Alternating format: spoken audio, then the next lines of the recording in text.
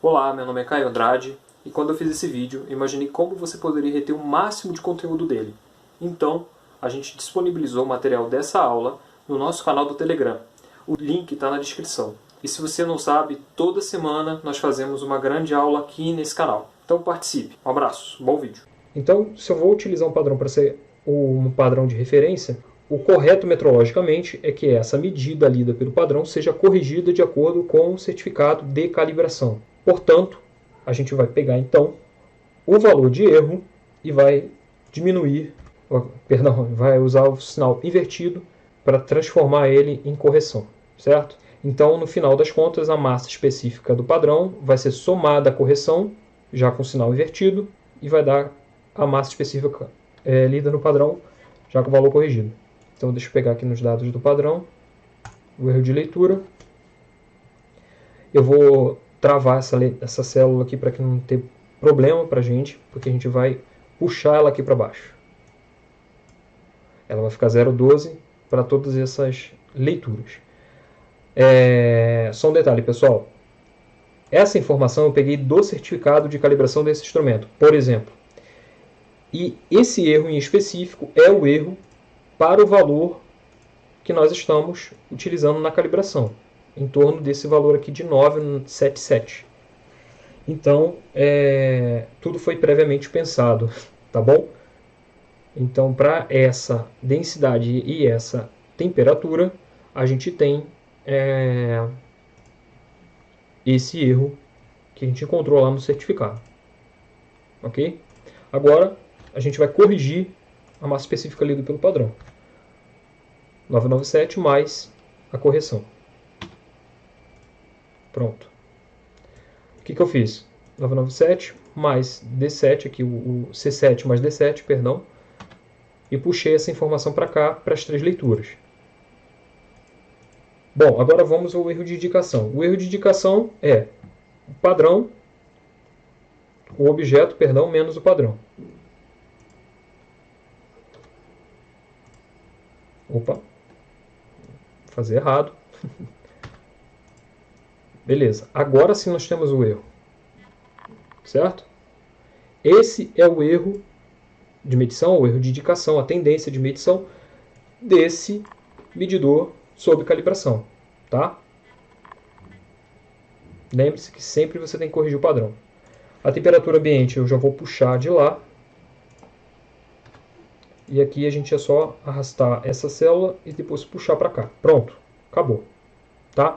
Agora a segunda parte daqui do tratamento de dados, que é importante, que eu observei que é legal a gente falar, é o seguinte. Eu tenho aqui parâmetros que vão ser utilizados no cálculo de certeza. Tá? Então eu preciso colocar essas informações aqui para eu puxar futuramente lá no cálculo. Na aba valor, eu vou deixar todos aqui com tracinho, eu não vou utilizar, só vou colocar a resolução do medidor sobre calibração. Tá bom? Eu vou puxar aqui dessa célula na entrada de dados. Veja, eu estou puxando a resolução do medidor sobre calibração na aba de tratamento de dados. E ele vai estar lá 0,001 grama por centímetro cúbico. Agora a gente vai fazer a média de todas essas informações que futuramente a gente vai utilizar no cálculo. Tá? Quase todas. Então eu vou vir aqui na fórmula média. Média do quê? Média da massa específica corrigida pelo padrão. Tá? Isso aqui eu vou tirar porque não tem muito a ver com o que a gente está fazendo aqui agora. A média é essa aqui. Certo? Estou pegando aqui a massa específica corrigida no padrão. Ok? Eu já vou fazer então logo o desvio padrão também. Eu vou usar o DESV-PAD-A, que é o desvio padrão amostral, certo? Da massa específica corrigida pelo padrão. Então, eu vou pegar aqui massa específica corrigida pelo padrão, desvio padrão. Apesar de eu não usar nesse cálculo isso, eu acho que eu não vou usar isso não. Nesse cálculo específico eu não vou usar. E eu vou explicar por que depois. eu vou usar para o erro de medição. Bom, número de medições. Eu realizei aqui, visivelmente, 3 medições. Mas se eu tivesse realizado mais, eu precisaria de uma fórmula no Excel para me ajudar a contar sempre. Vamos supor que eu realize só 2, 1, 5. Então eu uso aqui o Continuum. O Continuum, eu vou selecionar a quantidade de leituras realizadas aqui no padrão.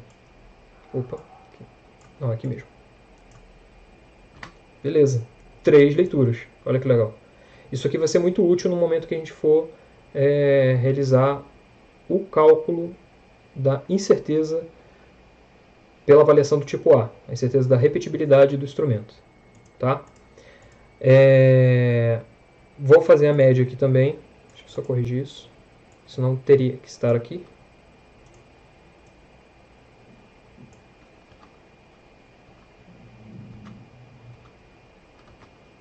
E corrigir isso aqui também.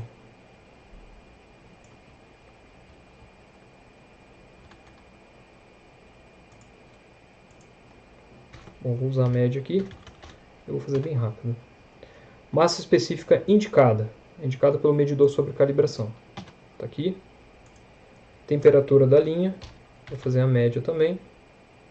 Essa temperatura em específico, gente, eu não vou usar para corrigir nada.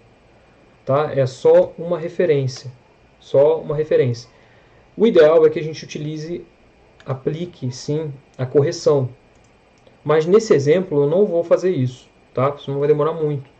Mas tanto a temperatura da linha, quanto a temperatura ambiente, quanto a umidade relativa do ar, todos têm um certificado de calibração e todos carecem de ser corrigidos. Tá bom? Que isso fique bem claro aqui. Tá? Mas para esse exemplo eu não vou considerar correção. Tá? Porque eu não vai entrar no cálculo e não vai afetar em nada. Média dos erros de indicação. Eu vim aqui na coluna H, vou puxar aqui a média dos erros. Bom, tem a média dos erros aqui. Nesse caso aqui em específico, dessa calibração, eu vou usar a repetibilidade de acordo com os erros de indicação. Tá? Eu vou verificar não a repetibilidade da massa específica do padrão corrigida, e nem o desvio padrão na massa específica lida pelo medidor sobre calibração. Eu não vou usar dois desvios padrão aqui. Eu vou usar um desvio padrão das diferenças. Tá? Por que isso? Porque isso traz mais segurança na hora de você realizar o cálculo de certeza. Você está avaliando, agora nesse momento, o quanto um decímetro digital pode vir a errar. Então, se esse decímetro digital tem o parâmetro básico, que é o erro, certo? Eu preciso encontrar a repetibilidade para aquele erro. Qual que é a incerteza do tipo A relativa àquele erro. Tá? Se eu encontrar aqui um desvio padrão e encontrar o outro e depois combinar, também pode ser feito. Só que nesse caso eu vou utilizar o erro, que também não está errado. Tá? Vou vir aqui em desvio padrão, desvipad A, como a gente já tinha falado, e vamos selecionar também o erro de indicação. Bom, aqui a gente tem o desvio padrão na unidade de engenharia de grama por centímetro cúbico. Feito. Temperatura ambiente, eu também vou fazer a média. E também vou fazer a média da umidade relativa do ar. Beleza. Sem um traço aqui. Menos 80 graus Celsius, menos 80% de umidade relativa, isso não existe. Aqui eu vou botar um traço, que a gente não vai utilizar. Aqui eu vou botar um traço também. E aqui eu vou colocar um traço que a gente não vai utilizar. E desses daqui eu vou também deixar um traço porque não tem necessidade da gente replicar o continuo aqui várias vezes, porque a gente está já avaliando por esse parâmetro aqui que foram feitas 3 medições. 1, 2, 3. Ok? Então eu só vou deixar esse parâmetro aqui. Eu posso fazer até melhor. Eu posso pegar essa fórmula e ao invés de colocá-la aqui, eu colocar aqui justamente no erro de indicação. E vocês vão entender isso daqui a pouco. Por quê? Porque já vou adiantar logo. A incerteza do tipo A vai envolver esses dois parâmetros. Certo? Então, como eu estou calculando pelo erro de indicação, é mais prudente usar aqui. Ok? Beleza.